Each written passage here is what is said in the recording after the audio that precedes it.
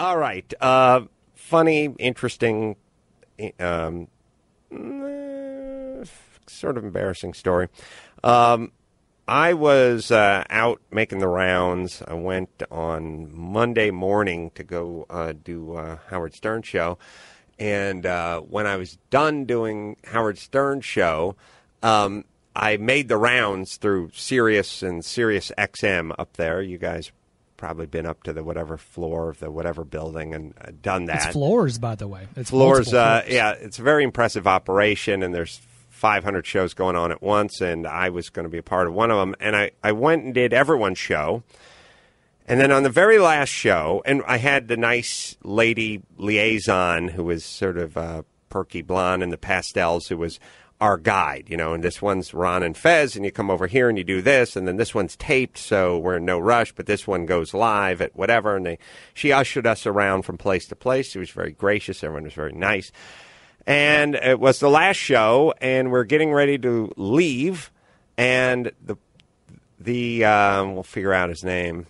Matt's trying to find it, but I was so sleep deprived I couldn't remember the name of the guy who was interviewing me.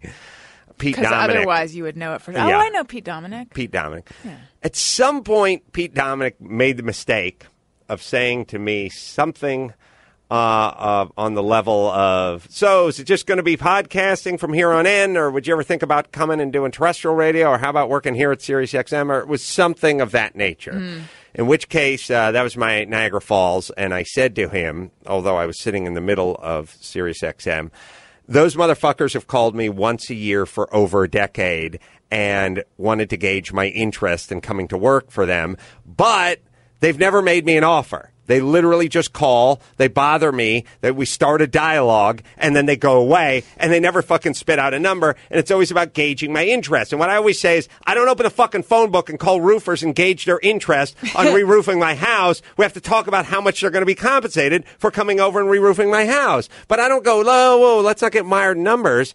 Just tell me your interest. Let's just talk about 3-tab shingles. Let's go. I'm gauging your interest in roofing in general. How much would you enjoy coming over to my house? So this happened once again about 4 or 5 months ago.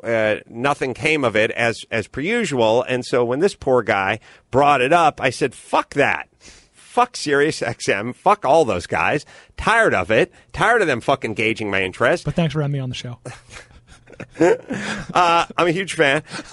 No, I just went, fuck Sirius and fuck SiriusXM. I don't know what the fuck they're talking about. It's literally, when I say a decade, I mean 12 years of them gauging my interest and wasting my fucking time. If I got paid minimum wage for just the time I spent gauging my interest with them, I'd have $25,000 in the fucking bank. So shut the fuck up and thank you very much.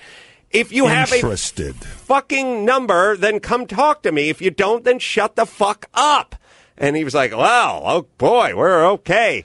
And then he said, well, that'll be that. And Adam will be over at Book Soup. And we hung up, or, you know, that was it. And then the poor chick who was there from Sirius, as my liaison went,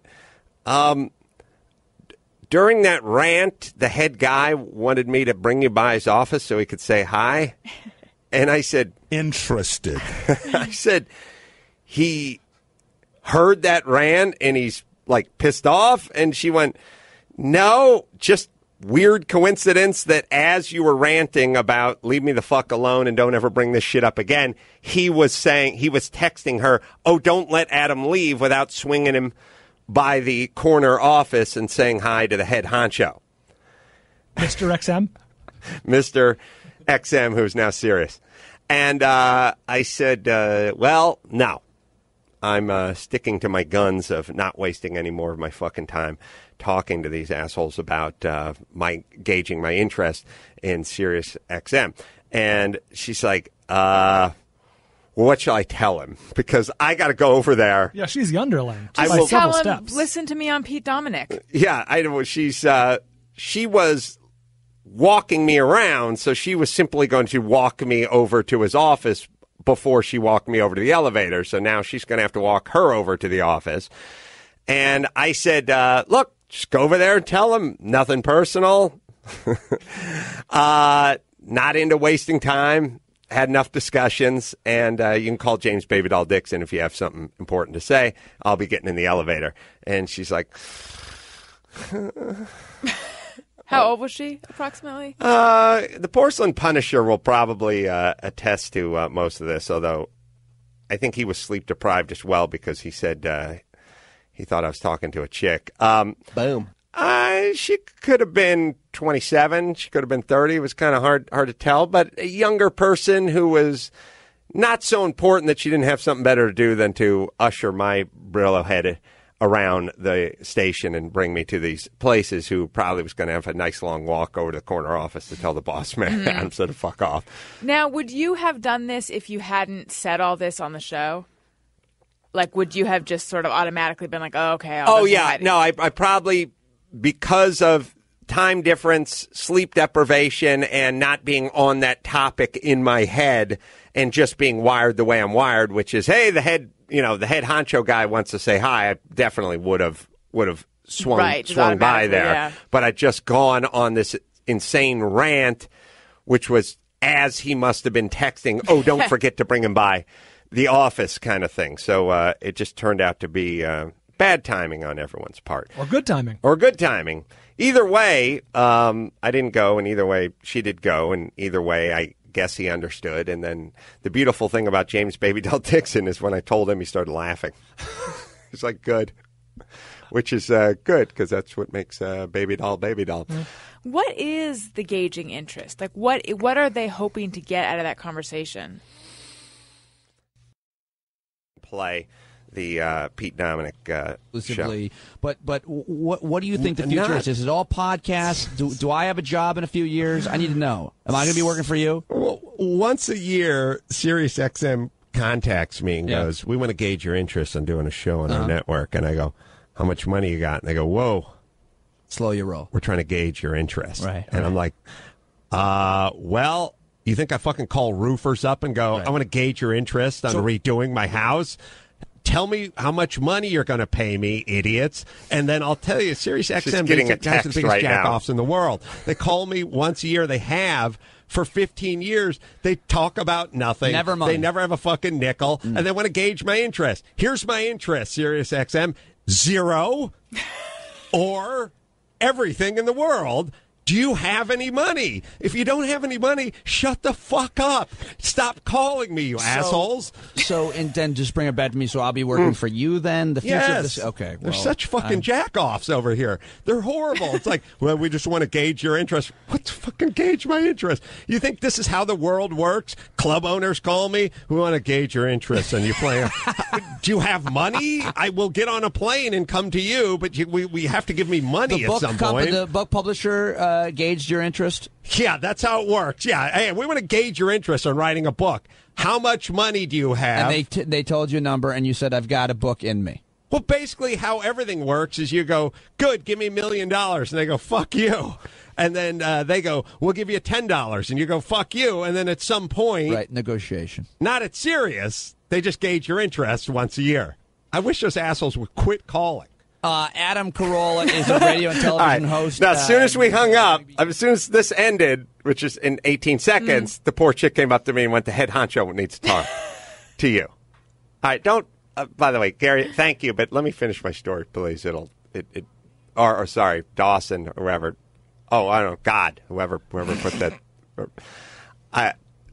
In general, if I'm telling a story, we'll just get to the end of it, and then we can put up the picture. So, I don't think I exaggerated at all when I was explaining what I said about SiriusXM and I think you undersold it, actually. I may have undersold it a little bit. I was tired and cranky. And then as soon as I was done with that diatribe, that's when the head honcho wanted to talk to me. And that's perfect. That was Perfect a perfect timing. piece of timing. Right. All right. It's good. You talked yourself into taking a stand. That's right. That's right. Yeah. That's right. I am my own Norma Ray. I've said it many times. What did the head honcho say? What did he want to talk to you about? I have no fucking idea. You never stopped by. There you go, Dawson. Anyway. It had to be asked. I don't know. I want to gauge my interest on coming by his office, I guess. For a second, did you think it was because he'd heard what you said? That's all I thought. I just hung up. I just got done with the guy, and then the poor chick went up and went, the guy wants to talk to you in the corner office. Like, oh, Yeah. well, I guess he's got his fucking radio on. Which would make sense. It would, but that's not what happened. It was just Wanted weird, to make super chit-chat. shitty coincidence that I went on that diatribe, and then he must have been texting her as I was doing it. Now, would that diatribe have happened if this was your second interview in the day, or did part of you know that this is your last interview at Sirius, so you can just let it go? No, I've brought it up a million times, and the last time I was there, I was probably saying whoever programs the 80s or alternative channel needs to be fucking taken apart by vultures. Like, just put on a hill, have honey poured on them and literally taken apart piece by piece by scavenging birds. Because I couldn't take fucking Maneater or whatever other piece of shit they were playing on that fucking horrible. It's a just punishment. What offended me is they had their new wave. They had their new wave station, which should be just Joe Jackson and Graham Parker and Elvis Costello and Pretenders, and it was all this fucking "Don't You Want Me, Baby" soft sell bullshit, and that's why I wanted the guy taken apart by vultures. So I've done that rant over there. So no, I don't care, as maybe you found out.